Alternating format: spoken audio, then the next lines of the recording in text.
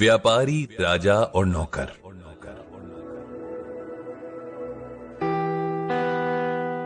ये कहानी पंचतंत्र के मित्र भेदभाग पर आधारित है। बहुत समय पहले की बात है। वर्धमान नगर में एक बहुत ही समझदार व्यापारी रहता था। उसका नाम दांतिल था। वो राज्य का सारा कामकाज देखा करता और उसके न्याय और चतुराई से भी सब बहुत प्रसन्न थे। अपने इसी कामकाज के कारण वो राजा का प्रिय भी बन गया था। कुछ दिनों बाद व्यापारी की बेटी की शादी थी। इस खुशी में उसने बहुत बड़े भोजन का आयोजन किया। भोज में उसने राज परिवार से लेकर प्रजा तक सभी को न्योता दिया। सब मेहमानों में से एक मेहमान राजघराने का सेवक भी था। वो महल में राजा के कमरे में झाड़ू लगाता था और राजा का बहुत पुराना नौकर था। पर गलती से वो नौकर एक ऐसी कुर्सी पर बैठ गया जो राज परिवार के लिए रखी गई थी। ये देखकर व्यापारी को बहुत गुस्सा आया और उसने सेवक को धक्के देकर बाहर निकाल दिया।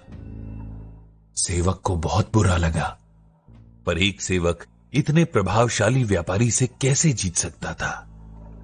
इसलिए उसने मन ही मन सोचा कि जो कुछ भी करना पड़े वो दांतिल और राजा में फूट पड़वा कर ही मानेगा।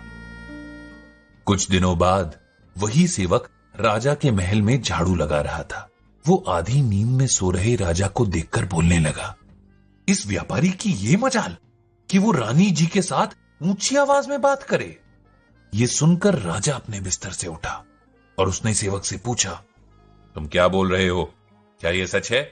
तुमने व्यापारी को रानी से ऊंची आवाज में बात करते हुए देखा?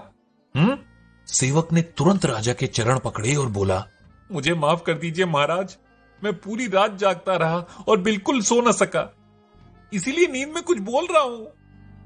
राजा ने उससे कुछ नहीं बोला, पर वो मन ही मन सोचने लगा कि कहीं यह बात सच तो नहीं। उसी दिन से राजा ने व्यापारी के महल में आने जाने पर रोक लगा दी। अगले दिन जब व्यापारी महल में आया तो उसे सैनिकों ने अंदर जाने से रोक दिया। यह देखकर व्यापारी बहुत हैरान हुआ। उसको समझ नहीं आ रहा था कि उससे ऐसी क्या बात हो गई जो राजा ने एकदम से उसके सब अधिकार छीन लिए। तभी वहीं खड़े सेवक ने मजाक बनाते हुए कहा, सैनिकों, जरा अदब से बात करो इनसे। तुम जानते नहीं ये कौन है? ये राजा के खास हैं और बहुत शक्तिशाली भी। ये तुम्हें 1 मिनट में बाहर फेंकवा सकते हैं, जैसा इन्होंने मेरे साथ अपनी बेटी की शादी में किया था। ये सुनते ही व्यापारी को सारी बात समझ में आ गई। फिर कुछ दिन बाद व्यापारी ने सेवक को बड़े आदर सत्कार के साथ अपने घर दोबारा बुलाया।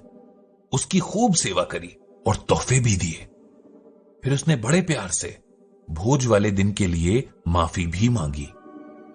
सेवक इस आव भगत से बहुत खुश था और उसने मन ही मन दंतील का सारा खोया हुआ सम्मान वापस दिलाने की ठान ली। अगले दिन वो फिर से नींद में सो रहे राजा को देखकर बोला, हे भगवान, हमारा राजा तो ऐसा मूर्ख है कि वो पुराना बासी खाना भी खा जाता है। ये सुनकर राजा को बहुत क्रोध आया और वो बोले, मूर्ख सेवक, तुम्हारी ऐसी बोलने की हिम्मत कैसे हुई? तुम अगर मेरे महल के पुराने वफादार ना होते तो तुम्हें नौकरी से निकाल देता। सेवक ने दोबारा पैरों पर गिरकर माफी मांगी और दोबारा कभी ऐसा न बोलने की कसम खाई। राजा भी सोचने लगा कि जब ये मेरे बारे में ऐसा बोल सकता है तो जरूर इसने व्यापारी के बारे में भी गलत बोला होगा, जिसकी वजह से मैंने उसे बेकार में सजा दे दी।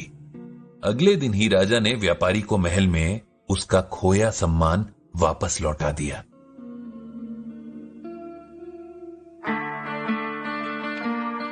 पंचतंत्र की हर कहानी हमें जीवन को सही तरीके से जीने का पाठ पढ़ाती है और इस कहानी से हमें 2 बातें सीखने को मिलती हैं। पहली ये कि हमें हर किसी के साथ सद्भाव और समान भाव से ही पेश आना चाहिए। चाहे वो व्यक्ति बड़ा हो या छोटा।